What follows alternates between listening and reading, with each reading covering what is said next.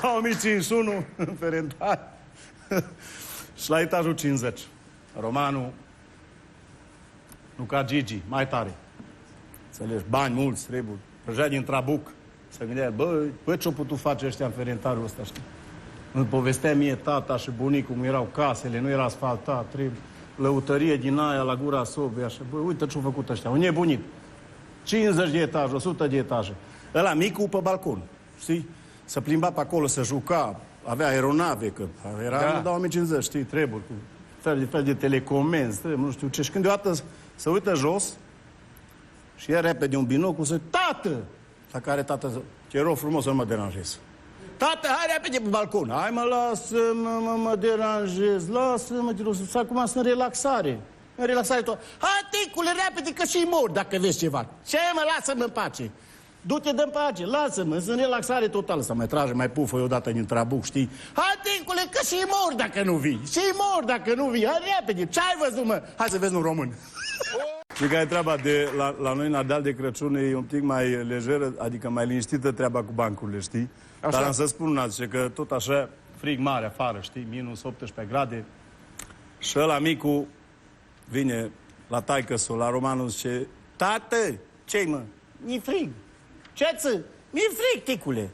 Erau vreo 14 în casă. Ăla mai mic, bă, bine, ți frig. Hai, du-te acolo și ia șoșonii mei. Ia șoșonii ăla mic, în casă, te după ce mi-a tată, mai tare mi-i frig. Mă, nu mă enerva. Du-te și ia cureaua mea de la pantaloni. Ia cureaua de la pantaloni. Apoi, foarte bun. Mai trece iar un pic. Tată, vai, tată, oi, mor de frig. Bă, nu mă enerva. Du-te, uite, du-te ia basca mea. Mere ia basca, vine ăsta după vreo 10 minute, iară, tată, chiar mor de frig. Nu știi ce?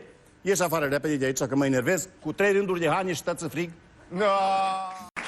Înainte de Crăciun, trupa și mâncați ar sufletelul tău, criză mare, criză, frig, vai, băteau din dinți.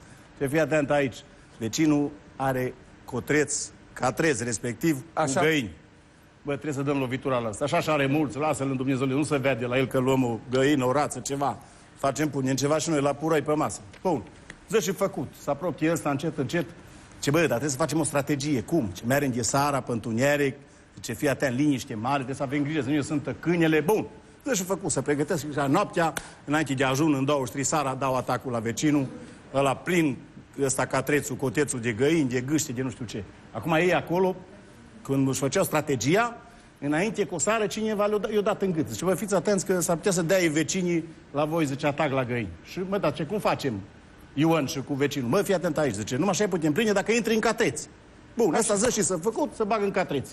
Ăștia romanii, tăți la gura catrețului, am putea să împingea, mă, intră tu primul. Ăsta, Ioan înăuntru cu bâta de baseball între găini. Și mă, intră tu primul. Nu, intră tu primul. Hai, mă, intră tu primul, că ești mai curajos. Intră ăsta, primul, știi, unul dintre ei, știi, de ușa și ăla, una păstă dinți. Și poc, ăsta pune mâna pe gură, se întoarce înapoi, dar la celălalt țigan, ce-i, mă, ce-i? Hai, bagă-te tu, că prin așa mă fundă râsul.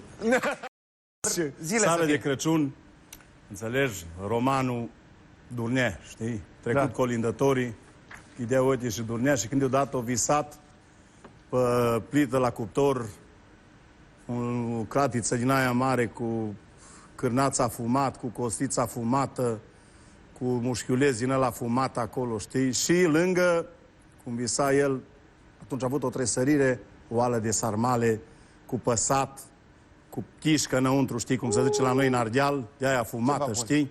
Și dintr-o dată s-au trezit să caute chibritele, să aprindă focul, să încălzească mâncarea, știi? Și sarmalele și ăsta.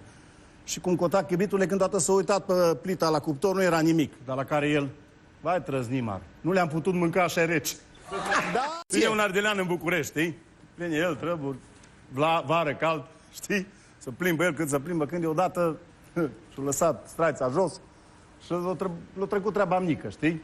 Și să uită în stânga, în dreapta, la care vede un bucureștean, domnule, nu te supăra. Nu mă supăr, bă, bucureșteanul, știi, le ia repede. Eu sunt din Ardeal. De unde ești? Din Ardeal. Hai, zi odată, că voi sunteți mai înceți așa. Da, mai înceți, dar judecăm ce. Lasă, hai, zi ce trebuie. Și vreau să mă duc și eu pentru treaba mică. Ce să mergi?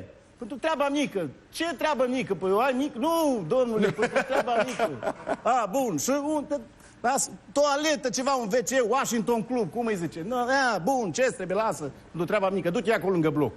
Știi? Nu știi. Se duce ăsta lângă bloc, acolo, știi, să uită în stânga, în dreapta, cum e Ardeleanu, știi? Scoate și el păsărica și să-i dea drumul și când deodată Iisus de la etaj, o doamnă, știi, stătea acolo ea, știi, și se uita, fuma țigara, cafeaua, știi, Sara, și se uită în jos și îl vede pe Ion. Și la care bucureșteanca...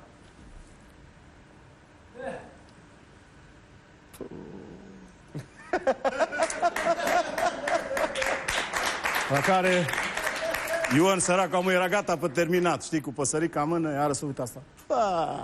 Vai, dar la care Ion aude, știi, să uită sus. Dar la care doamna, când l-a văzut, vai, ce grosolănie, dar la care Ion, da de lungime, ce zici, doamnă? Da! Îi dau 6, zice că mâine dau 7, să gata Crăciunul și chiar vine sfârșitul lumii. Ion cu Maria, știi? Așa. Ce tu, Marie, fii atent aici. Acum, o trecut 21, am scăpat, îi dau 6 mâine, îmi dau 7, s-o găta Crăciunul și am înțeles că chiar vine sfârșitul lumii. Ne-au lăsat, Doamne, să ne petrecem sărbătorile, dar vine sfârșitul lumii. Am o rugăminte pentru tine, o să vină sfârșitul, tu fii atent aici. Eu te-am iubit toată viața, uită-te, vreau o clipă de sinceritate. Așa. Da, să fii sincer. Hai, mă, Ioane, lasă-mă acum, că o să vină sfârșitul. Tu, vreau să murim în păcați. Așa, o clipă de sinceritate, da, să fii sinceră. Mă, hai, cum să încerc. Tu, te rog frumos, m-ai înșelat tu vreodată în viața asta cât am trăit acum, că vine sfârșitul, asta treaba. Dar la care Maria stă un pic și se gândește așa, se uită la el, să mai gândește. Mă, Ioane, eu ți-aș spune, da, dacă nu vine sfârșitul. Intră 2 polițiști într-o toaletă, băga șprițuri mari, treburi de Crăciun. Copilii, băi, avem liber acum, ne-au dat ăștia liber, bă, gata, uite, asta e situația. Și intră ei în toaletă, știi, și se bagă acolo înăuntru și, să-și facă treaba mică și când deodată se stânge lumina, știi? Întuneric, ăștia și-au fodată drumul, dar zice, băi, ce? Tu ai observat o treabă. Ce, mă? De ce la tine, tu când te piși pe întuneric acolo, știi? La tine face piș și eu la mine, când mă piși, la mine face fâș. De la care vezi, bă, că te piși pe fâșul meu.